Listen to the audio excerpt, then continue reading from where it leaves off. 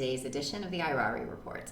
Today we're going to be talking to Forever Marine Lieutenant Colonel Bill Hagestad, who's going to take us beyond the hype of Chinese espionage and cyber warfare. Yeah, the big problem is everybody thinks like China is like the big enemy who's out to get everybody, destroying society and the world. And we're going to look into what is the reality of this today because, again, there's so much hype out there and we need some sanity put into the conversation. So with that, we'll take it away to Bill. Today's interview is with Bill Hagestad, who's an expert in Chinese intelligence gathering, a variety of other intelligence services as well, but today's topic of conversation is going to be specifically on China. Bill has an incredible amount of experience with Chinese intelligence services. He's going around the world speaking about Chinese cyber capability. Even China invited him to speak, which says something about it. I mean, a lot was probably for them to learn as much as they could and drill him as much as they could. But that gives you an idea as to how much we appreciate having Bill talk to us today about Chinese intelligence gathering. So with that in mind, I should say that Bill is a Marine, a Lieutenant Colonel retired, I should say appropriately. And he is obviously an intelligence expert, speaks Chinese fluently, knows Chinese cyber work, and I've repeated that enough, so I will just turn it over to Bill. And Bill, with this, what I'm going to do is, given all the hype out there, how much should people actually be worried? What is the reality of Chinese intelligence gathering in a nutshell, for lack of a better term, regarding collection against computer assets? Well, to use a very pat, short answer, it is a clear and present danger. It's not going away. 5 years ago, I said that it was going to be something that's going to be an enduring task for corporate executives across all industries, in all countries, regardless of their ethnicity or geographic location. It's something that is just going to be continuing, and it's based on the history and the way that the Western world has treated China. They have a huge chip on their shoulder, and because they are the Middle Kingdom, their emergence and reemergence to power globally is something that they aspire to. And part of that is gathering information, not only on nation states, as we saw with the OPM hack, although it has not been attributed to the People's Republic of China, but also corporate entities that would do business in China or perhaps are entering into a joint venture agreement with a Chinese company. So we have them being a clear and present danger. They want to gather types of information and all that sort of stuff. So if China targets you, should you be afraid of China targeting you? Like, they are a clear and present danger, but do they really present a danger to the average organization that's going to create damage? Or is it going to be like a long-term slow damage that most people have to be afraid of? Well, the Chinese think in terms of centuries. When you talk about a 5th, 12th year plan in terms of their strategic or governmental planning, apply that same sort of long-range focus to any sort of cyber intrusion or cyber intelligence gathering. If your business has any sort of dealings with China, or perhaps is involved in an industry that they would like to perhaps themselves be successful at, you can consider yourself to be a prime target, period. So, Bill, are there any industries or companies you would think are less prime targets? And in the event that you are not fortunate enough to fall into one of those categories that are lesser targeted, what would you do to start protecting yourself, or what would you need to be aware of, if you are in the heavily targeted categories you described? Well, regardless of whether you consider yourself to be a high-value target or not, that's really quite irrelevant. I think security professionals, security staffs are doing the right thing currently. Education is at a peak. Awareness is at a peak. I think that it would be disingenuous and disrespectful to say that companies are not prepared, because they are very much prepared. I think the challenge comes because companies are not necessarily aware of the variety of different vulnerabilities that can be exploited, whether it's systemically or from a software or hardware perspective, or perhaps even from a social perspective. You can't possibly handle all of those different types of avenues of approach for any nation state that would want to hack you. The key here is if you were a company, regardless of the industry, if I took away your very crown jewels and you lost that would lose your competitive edge. That's what companies need to focus on protecting at all costs. Everything else is nothing but chatter, and really you lose focus as a security staff because you can't protect it all. And as I will agree, you cannot achieve 100% security. It's a fallacy. So, kind of following on that theme, would you say that there's similar motivation, or is one eclipsing the other in terms of a desire to thwart economic or infrastructure stability within a country like the United States, or is a lot of the espionage motivated more by a desire to bootstrap, to kind of circumnavigate the innovation requirements to duplicate an industry that we see here? It is the latter. You're quite correct. Imagine that if you are a Western, you don't even have to be American, but we'll focus on America for this discussion, and you have invested significant amount of capital, sunk cost into developing an innovation, say whether it is shipboard systems for the U.S. Navy, or it is solar products that you're trying to sell out of Texas, or medical devices out of Minnesota. The Chinese can see that you have developed and spent quite a bit of having that approved by the U.S. government. For them, it's quite socially and culturally acceptable to find that idea and snatch it off your server, or perhaps even go to the U.S. Patent Registration Office in Arlington, Virginia, and find that through open source information and say, you know what? We invented this here in China. We have registered this here properly. And for you to come and sell that as an American company, whether you're Minnesotan, Texan, or say Californian, if you have not registered that intellectual property properly in China, you are really at a loss. And let me give you the most egregious example of this. There's a little company called Apple out of Cupertino, California. I'm talking to you on a MacBook. I have an Apple phone. This is not to slander or libel them, quite the opposite. They have had quite an interesting experience when it comes to China. Over the years, many of their innovations, from Siri to the iPhone to a variety of other products that and innovations that Apple has tried to introduce into the Chinese market, they have failed to register that product properly with the Chinese authorities. And what happens then is a Chinese company or a person can say, you know what? They raise their right hand and say, that's my innovation. I came up with that idea. Apple screams from Cupertino and says, no, that's ours. We invented it. And the Chinese authorities are going to side on the side of the Chinese company or the Chinese national and say, you know what? Apple, you failed to properly register this. We are going to give rights of access to sell this product to the Chinese company or person because you failed to follow our laws. Apple sees the $8 billion capital capex there and says, oh my gosh, what are we going to do about this? Chinese company says, no problem. Write us a check for $6 million and we'll be glad to turn that back over to you. Now, this goes back to 2010 and sometimes earlier. Apple's response has been quite right when it comes to working with the Chinese. If you are aware of the CEO of Apple, he actually opened an innovation center investing millions of dollars into Shanghai to say, you know what, we want our innovations not only to be made in China and Asia at large, Taiwan, but we want to craft those innovations here so that we understand the rules and apply our business sense to the market of China. Given what I'm hearing, that you're saying that basically everybody's a potential target and things like that, a lot of executives are not hearing that, or they don't know how to comprehend that. If I'm a security executive, whether the chief information security officer or just anybody inside a company who's trying to get attention for the program, my question to you is at least twofold. My question is, first, what type of compelling message can I give to my management to tell them I do have a problem?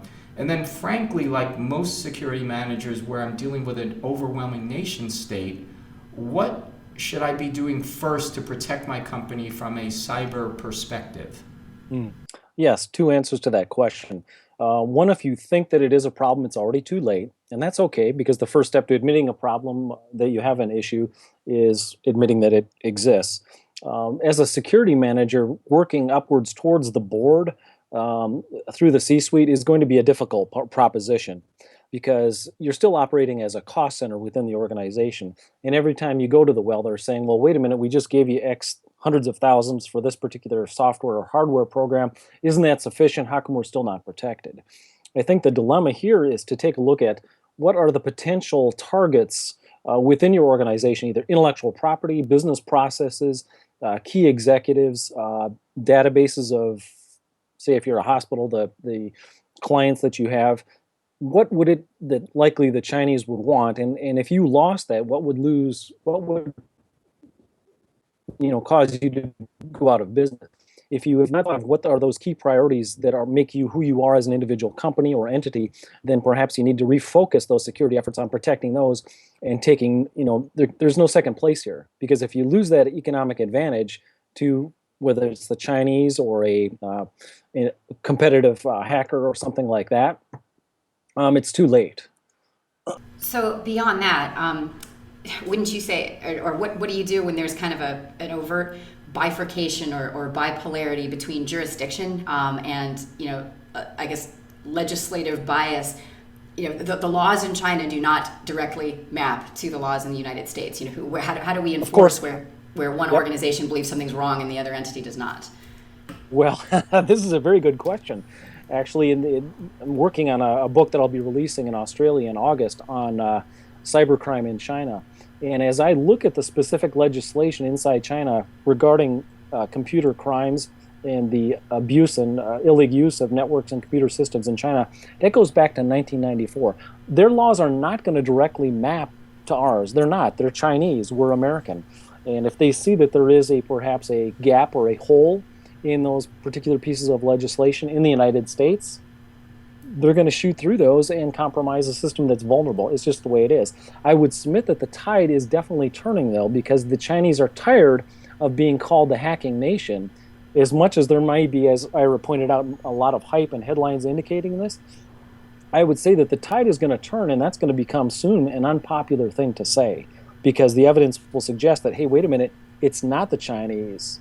It may have been perhaps a criminal organization inside Russia, a different book, perhaps, or it may be a destructive, as we saw with the financial institutions throughout the United States in the past couple of years.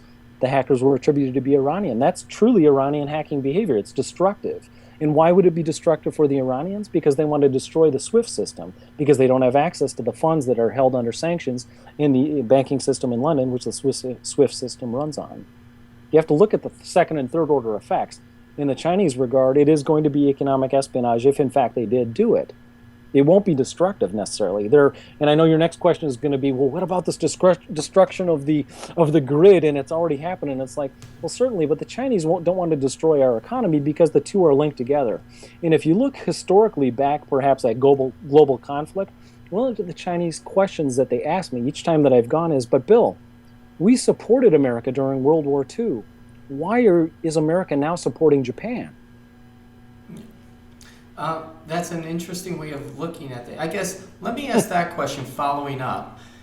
So the implication is that the economies are interwoven, and yet we read stories in the Wall Street Journal or wherever else where we hear that the power grids have been infiltrated by Russia and China, and if not, Iran is attempting to do it. Do we actually think, because right now we get the impression that there's hostilities building up with Russia. You stated that Iran's not a friend.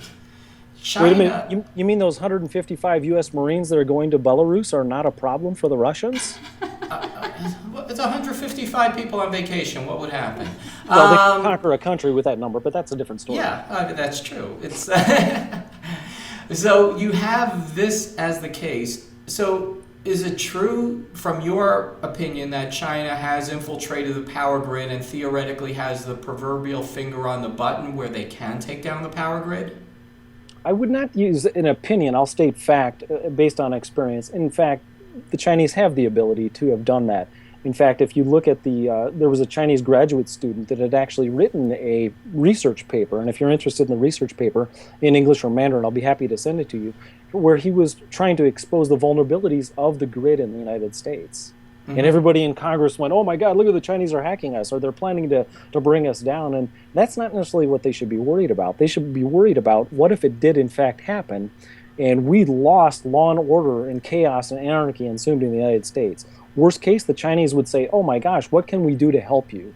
They would not want us to implode. And they would say, you know what, we have the ability to land Chinese Air Force flagged planes on U.S. soil. We'll bring the PLA in because your police cannot handle the law and disorder, and we'll restore order for you. Mhm. Would you like that? And by the way, the grid that you have there, we've done great things for the British citizens, having built out their grid with Huawei infrastructure. We could do the same for you. It will be as reliable as possible, and you will never have this problem again. Would you like that? I had this one story where a chief security officer of a Fortune 50 company calls me up. He's like, Ira, I got a good story for you. And he goes, we had a complete network outage where nobody could get into the main corporate servers except for the people in China. And we called up China to say, why are you still on the grid when everybody else is off? And the people in China replied back without giving a second thought, oh, it must be the backup router that the Chinese government installed for us. Which was kind of, okay, what backup router? So with that in mind, I get another question simultaneously from different CEOs that says, I just acquired a company based in China. What should I be afraid of? And I give them the stock answer from my experience in dealing with espionage. What's the answer you would give them with that question? Well, which part of the question? The question being, I just acquired a company in China.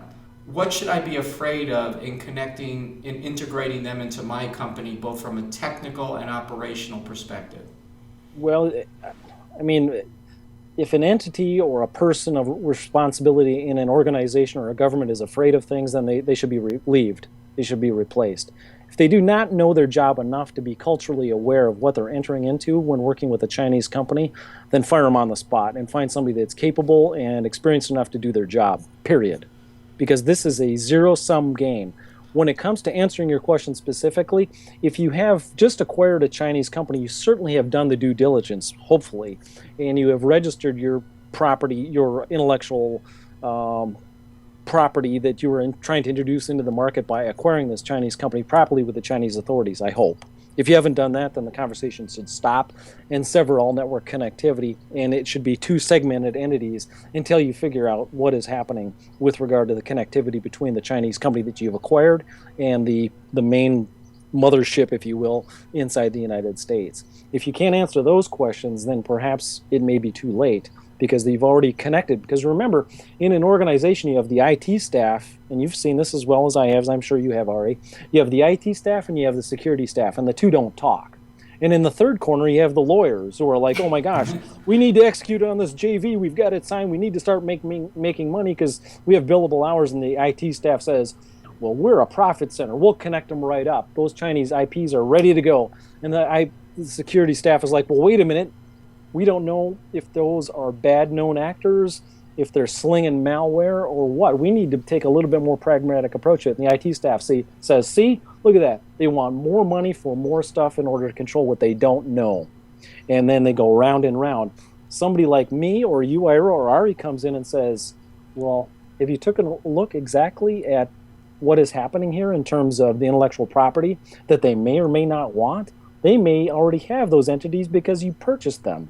Out of time for today's interview, but let me try to summarize what I think you've been saying and correct me if I'm right or wrong or missed anything. So what you're saying is that yes, if you're a company with anything of value, China or some Chinese entity is probably trying to target you. At the same time though, if you do believe you're a victim of an attack originated in China, it might not actually be a sanctioned Chinese activity. It might actually be something where China can theoretically go to, where China might actually help you get the perpetrator. Yes. And then at the same time, there isn't this imminent preparation for war per se, where there is malicious intent in what they're doing. There is essentially China is trying to improve their economic status, which most countries are, but at the same time, they don't really have hostile intent in attempting to be destructive to the United States. Is Correct. there anything else that I've missed, or is there anything you'd like to add to that? Yes, there is one huge element that, and with all due respect, Ira, you're not missing it. Actually, the folks in the DC area are missing this. On my recent trip to China, to Beijing, People's Republic of, the whole discussion was about the One Belt, One Road economic strategy, which is actually going west, not facing east, towards where we have this buildup of U.S. forces in the Pacific to contain China. They're actually looking the other way because, let me ask you both this question. If I came to your door with a haircut like this in camouflage utilities, flak jacket, and a weapon system, and you saw me outside, and then at the back door was somebody with a checkbook, which door are you going to go to and answer it? The Chinese are doing this One Belt, One Road strategy. They are building infrastructure in countries with the One Belt, One Road, reaching around to Europe, while the distraction is this military buildup in the South China Sea that is preoccupying America, when in fact we should be asking ourselves, what should we be doing rather than building military infrastructure in countries that don't matter anymore, and looking at working together with the Chinese to help build this economic platform? Because there'd be a lot of jobs that are created, and more hacking accusations, of course. Bill, we really want to thank you so much for joining us today. This has definitely been captivating and hot button subject discussion here. So thank you so much for spending time with us. Yeah, Thank you. I Bill, appreciate that. And I really want to thank you again. People have the smart people have heard of you. Many people who should have heard of you have not. And with that in mind, do you have any, are there any websites or any other books or anything you'd like to promote and be completely shameless in it? That's difficult for a Marine because it's all about teamwork and the common goal.